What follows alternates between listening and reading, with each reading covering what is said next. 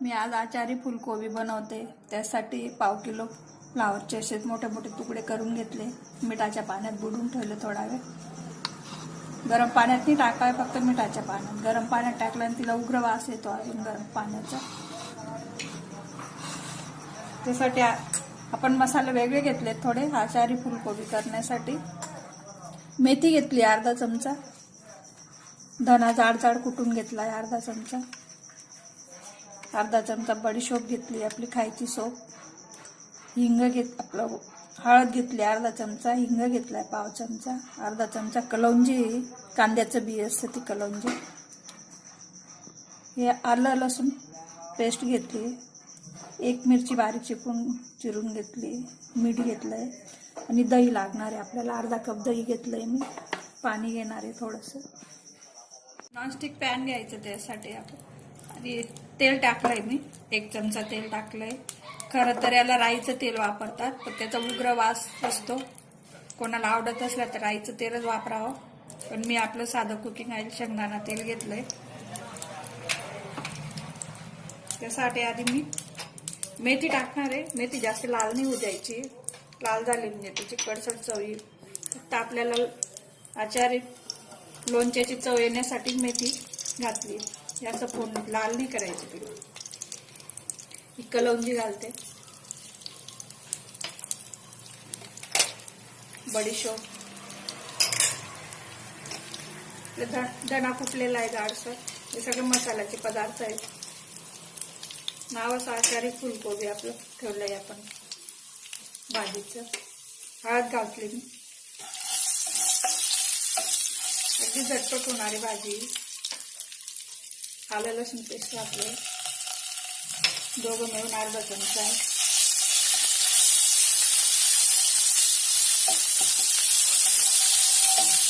Low heat ठेवायचं आहे, आधी पॅन तापून घ्यायचं।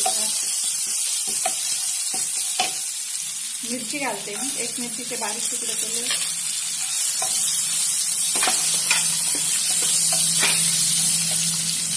फुलकोबी आपली फुलकोबीचे तुकडे घालते। सगळीकडून छान मसाला लावून घ्यायचा।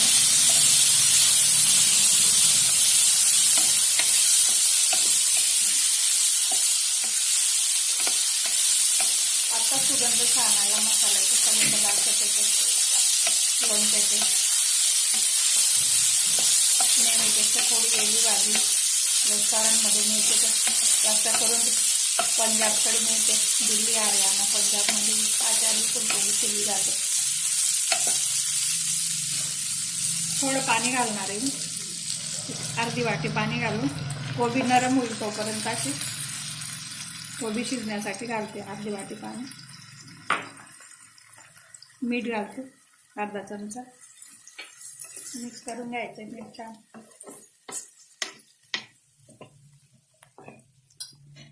झाकण ठेवते, 5 ते 7 मिनिटे झाकण ठेवून शिजून घ्यायची। 5 मिनिटाचे जास्त नाही ठेवायचे, 4-5 मिनिटं ठेवून द्यायचं झाकण। मिनिटं झाले मी याचं झाकण उघडून कांदा टाकते। कांदा फोडणीत नाही टाकला मी, क्रंची राहावा म्हणून मी नंतर टाकला, जास्त शिजायला नको कांदा।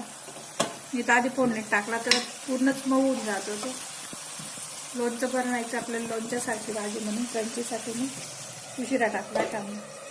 परत झाकते, पाणी आटेल तोपर्यंत झाकायचं आहे मला। कोबी नरम झाली, बघू शकता, थोडी नरम झाली ती, थोडी राहिली, अगदी 10% राहिली शिजायची। दही टाकल्यावर शिजेल। मी आता याच्यात दही घालते, बघू शकता तुम्ही। दही फेटून घ्यायचं चमच्याने।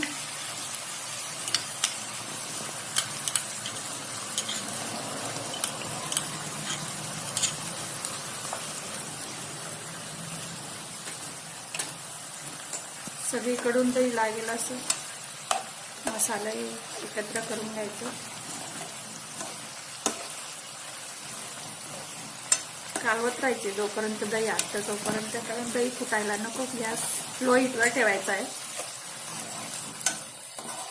दही फाटू शकतं, मग ते दिसायलाही भाजी बरोबर नाही येत। एकसारखं हलवत राहायचं पाणी आटेल तोपर्यंत। दही आणि पाणी सईचंही पाणी सुटतं. खूप अशी शिजवायची नाही ती फ्लावरला, थोडी क्रंची राहू द्यायची कांदा फ्लावर.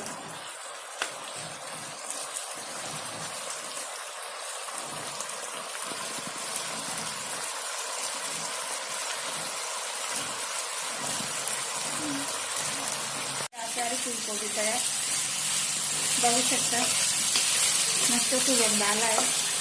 सगळा मसाला एकत्र असा फ्लावरला लागेल, असं कुठल्यांना लागेल पीसेसला अशी कालून घ्यायचं.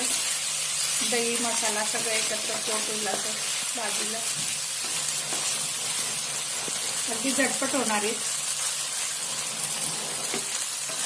आजारी फुलकोबी तयार.